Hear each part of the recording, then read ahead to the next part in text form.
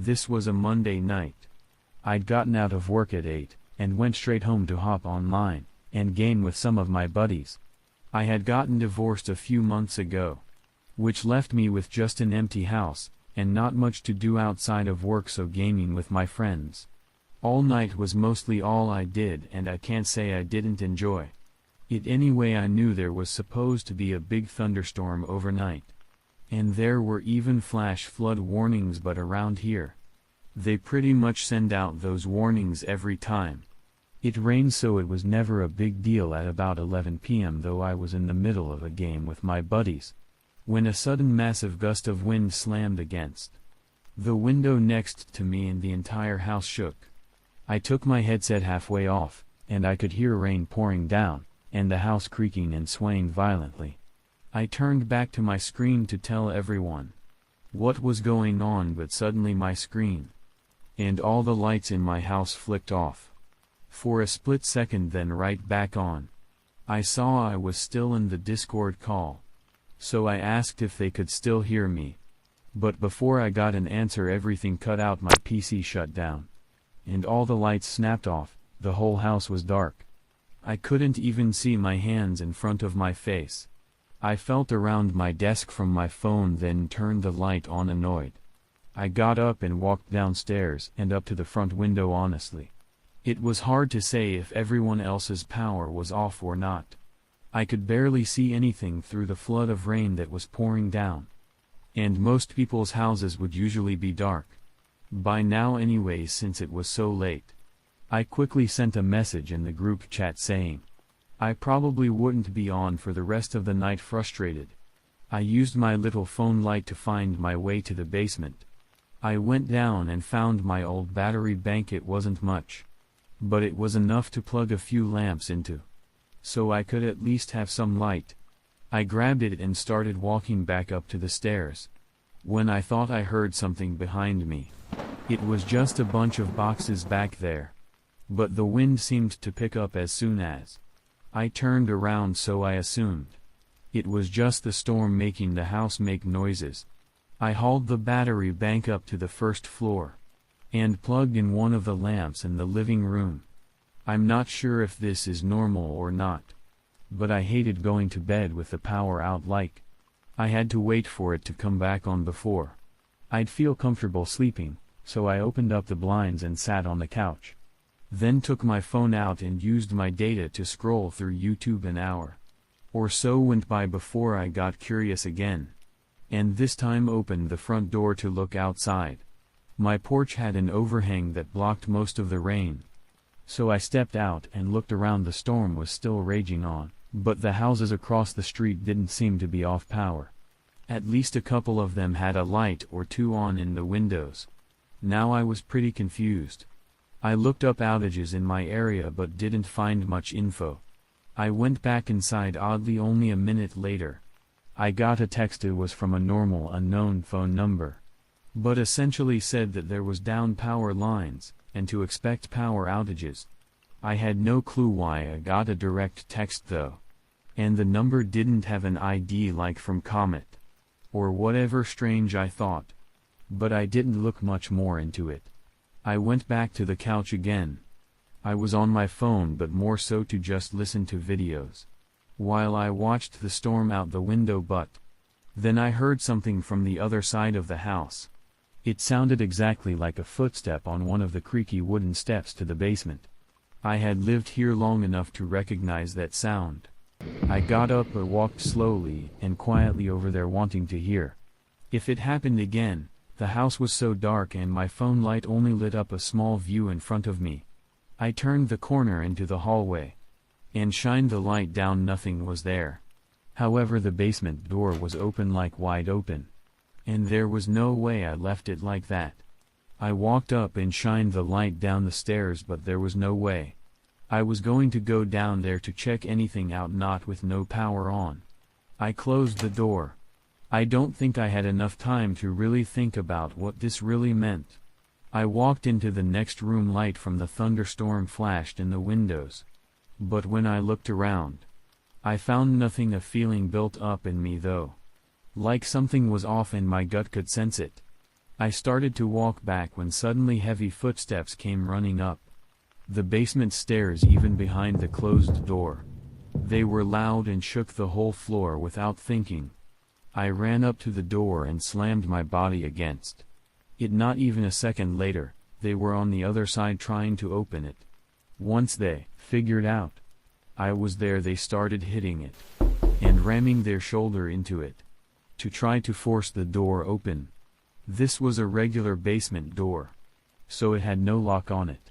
I didn't know what else to do. He pounded against it for a minute, but when I pulled my phone out and started calling 911, he stopped. I heard his footsteps go back down the stairs, and I took this chance to get in my car and leave. I tried to watch from the other side of the road to see if he left, but during the 10 minutes I waited, I didn't see anything. 3 officers went in and found nobody inside. He had left through the back door. What I find most disturbing about this situation is that we confirmed the text I received about the power outage was fake, like from a private personal phone. So whoever this guy was that broke in, he knew enough about me to find my phone number. He wasn't targeting just some random house, we think. He texted me once. He heard me go outside, probably knowing I was checking if other houses had power and wanting me to not get suspicious and check the breaker box in the basement. There was no outage. He had shut off my power. That's about where it was left, though no new info on who it could have been or what they wanted has been found out. I was going on a camping trip with my best friend. I'm going to call him Henry. We'd done a few trips before, but we still mostly considered ourselves new to it. We hadn't done anything too crazy up until this point. Usually, we'd go to local campgrounds that had other people around, but we thought we were confident enough to do something more adventurous. Both of us wanted to camp at an actual campsite that was cool with a view and further in the forest, like real camping. We did some research and found a place about 3 hours from us. It was a 4-hour hike into the forest, and it only had a couple pictures from previous campers, so it didn't seem like it'd be busy. We drove down there prepared for 3 days. There was a very small dirt area on the end of an otherwise unused road in the middle of the forest. Nobody else was parked there. The trail looked like an actual trail, or at least it looked like it was one at some point. It hadn't been kept up with, so some parts were overgrown and weathered. I mean, it was in the middle of nowhere, it seemed. So I wasn't expecting the most taken care of trail.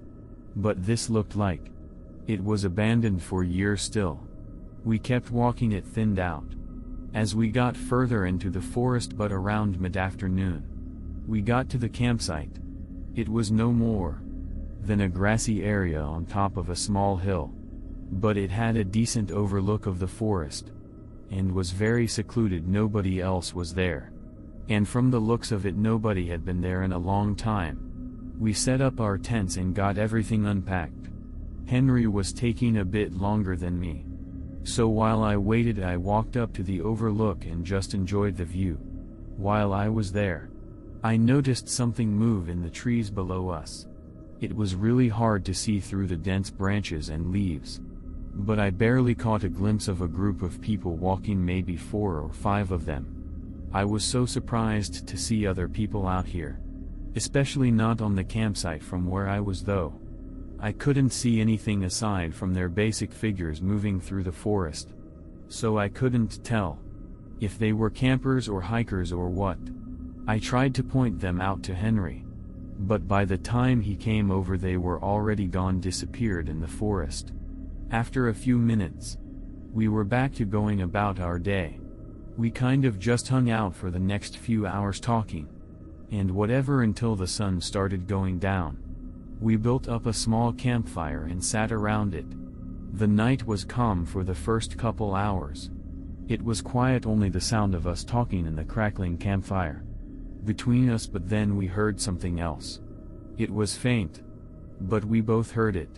It sounded like voices, multiple talking back and forth. We couldn't tell what. they were saying, or even if they were speaking our language. It was coming from way out in the trees, though, which made it really creepy, Henry. And I didn't know what to do. So we just listened for a bit, but the voices didn't seem to move. They stayed in the same spot out there, until they suddenly went quiet the next minute or so. Was really unnerving. We didn't hear the voices fade out or leave, they just stopped, like they were still right out there. Then there were footsteps, just one set, walking toward us. A few seconds later a man came out of the dark and into the light of our campfire. He had a distinct red baseball cap and longish wavy black hair. His smile was wide. As he walked up to us, "Either of you know where the trail is around here? I've been looking for a while." I said yeah, and pointed ahead at the trail. But when he didn't immediately say anything or leave, I then asked if the others out there were with him. His face fell flat for a moment. Then he smiled again and looked back at where I was looking. "I didn't know there were others out here. I've just been hiking alone." I would have asked them for directions if I saw them, the man said. It was really strange though. I was almost sure he was lying. He came from the same direction. We just heard the voices in. I just said okay, and he smiled, then left and went down the trail. Henry was thinking the exact same thing as I was, that the guy was lying for some reason. There was no way. He just came out from the same area as the group of voices and wasn't with them, or at least didn't even notice them. But the more unsettling question is, why was he lying? Why didn't he want to tell us? The others in the forest. We discussed this around the campfire for a while, maybe 30 minutes, trying to figure out what the hell was going on, or if there even was something going on. The whole time it felt like we were being watched. I kept turning around and looking at the forest and at the trail. Something felt wrong. It definitely didn't help that this was our first time being so far out like this. So nerves were already high. Should we just leave? Henry finally said in a shaken voice after some thought. I said yes. We started packing, but that eerie feeling only felt like it was getting stronger just as we tossed our bags on our shoulders and stomped out the campfire. A single footstep crunched in the leaves behind me. We both swung our heads around without the fire. It was pitch black. It also felt like the woods were eerily quiet now. After a moment my shaky hand reached into the side of my backpack and got out my flashlight.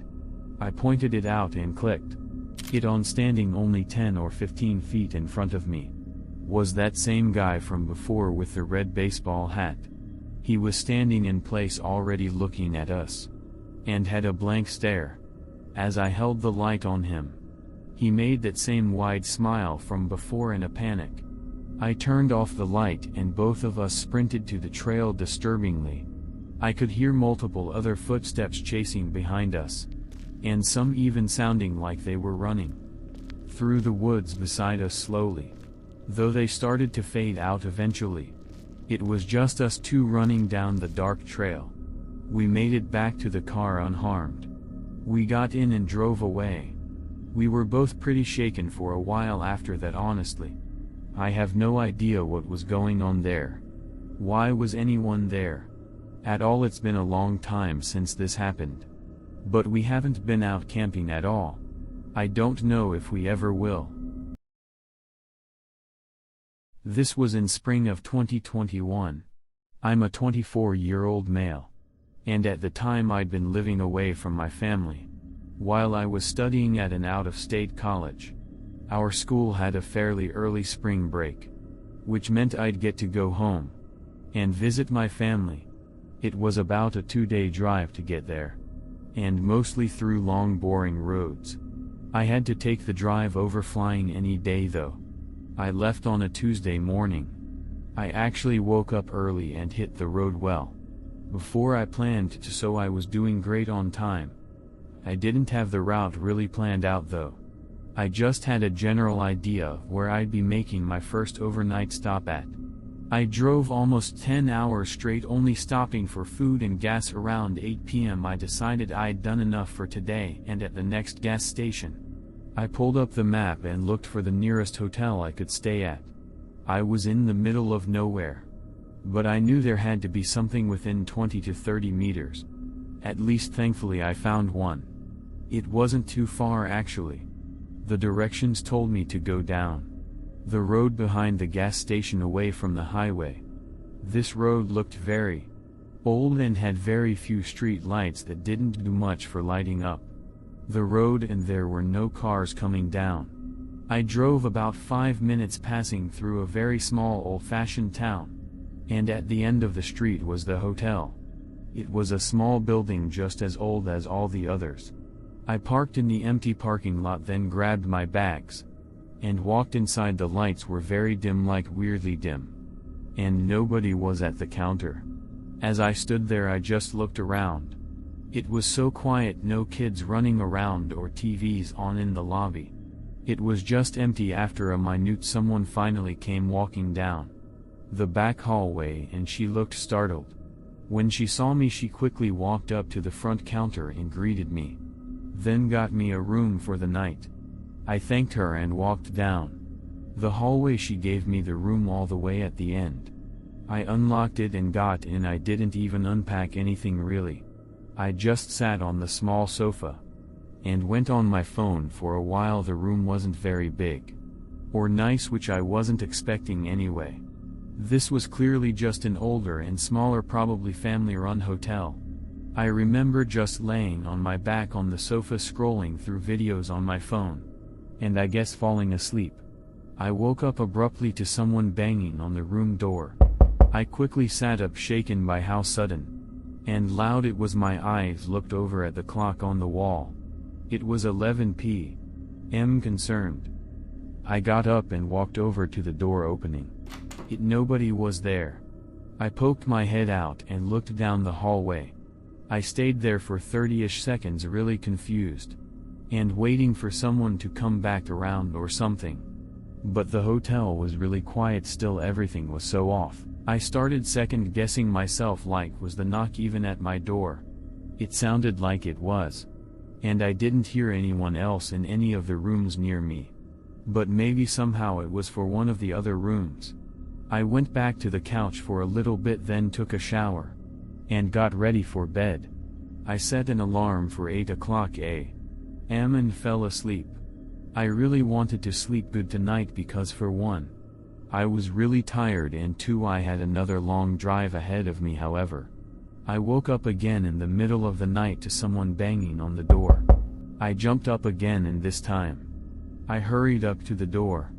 The whole room was dark, and I could only see the sliver of light coming out from under the door. I swung it open, but nobody was there again. I did the same thing, looking down the hall and listening. After a minute, I decided that this was too strange to not investigate a little further. Tiredly, I walked down the hallway into the front desk. It was just as dark and quiet as it was when I first arrived here. The woman was still at the desk though. I told her someone had been banging on my door and asked if she saw anyone. The woman looked really confused and almost as if I was joking when she realized I wasn't. She then said that I was the only guest staying here tonight. I just smiled and said okay, then started walking back to my room. I don't think it had really set in yet, like, was I just going crazy? I got back to my room and went in. I made sure that all the locks were in place, then got in bed. I just laid there for a minute, staring at the pitch black ceiling and trying to think about what was going on, before I decided to grab my phone from the nightstand and maybe watch a video or two to get me to relax. However, right when my screen turned on, it lit up the room just enough for me to see something in the corner by the bed. I jumped up and backed away from the bed. There was someone there, standing in the dark in the back corner of the room. They were still motionless, just watching me. My heart was burning from how hard it was pounding in my chest. I hurried over to the door as soon as I began removing all the locks. I heard them start rushing up behind me. Their loud footsteps against the floor got closer and closer. As I finally swung open the door and sprinted down the hallway, the front desk woman jumped when she saw me, but her eyes quickly darted past me. The man was running up behind me. She started calling 911, but just when the guy got into the lobby, he sprinted out the door. He didn't get into a car or anything. He just ran off. The woman explained that she had no idea who that was and that he should not have been inside the hotel again, saying that I was the only guest checked in for the night. Police came and did a rather quick investigation. The hotel only had 2 working cameras, one in the lobby and one outside, so it wasn't all that useful. The only thing we know is that the man definitely slipped into my room while I was asking the woman about the knocking. We don't know what he wanted from me, or why he was even there at all. I got my things and left that night, obviously not wanting to stay any longer. I still have no idea what that was about, but it was definitely the most terrifying experience of my life.